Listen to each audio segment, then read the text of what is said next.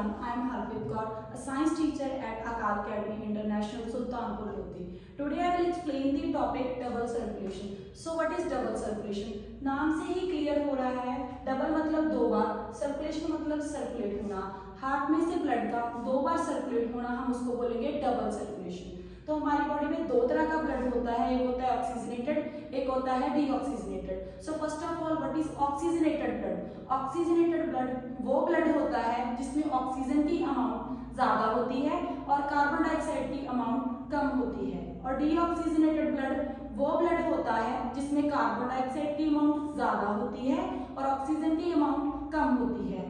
तो अब मैं आपको इस मॉडल के थ्रू डबल सर्कुलेशन के बारे में बताऊंगी। सो हम जो ऑक्सीजन इनहेल करते हैं लंग्स में, वो हमारे ब्लड के साथ मिक्स होके उस ब्लड को ऑक्सीजनेट कर देती है और फिर वो पल्मोनरी वेन के थ्रू हमारे हार्ट के लेफ्ट साइड में एंटर करता है।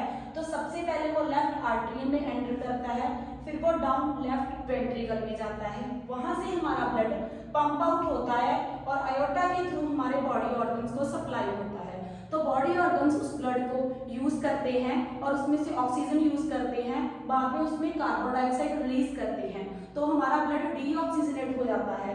अब वो बॉडी ऑर्गन से डीऑक्सीजनेटेड ब्लड बिना कावा के थ्रू हमारे हार्ट के राइट आर्टरियम में एंटर करता है, उसके बाद वो डाउन राइट वेंट्रिकल में जाता है, वहां से वो पल्मोनरी आर्टरी के थ्रू दोबारा हमारे लंग्स में चला जाता है और वहां से जो कार्बन डाइऑक्साइड है हमारी बॉडी से बाहर चली जाती है और दोबारा से उस ब्लड में ऑक्सीजन जो है वो मिक्स होती है। तो इस तरह से ये साइकिल चलता रहता है। तो अब आपने नोटिस किया होगा कि लंग्स में से जो ऑक्सीजनेटेड ब्लड था वो हमारी बॉडी को सप्लाई होने से पहले हार्ट में से पास करता है और जो डीऑक्सीजनेटेड ब्लड था वो लंग्स तक पहुंचने से पहले हमारे हार्ट में से एंटर करता है।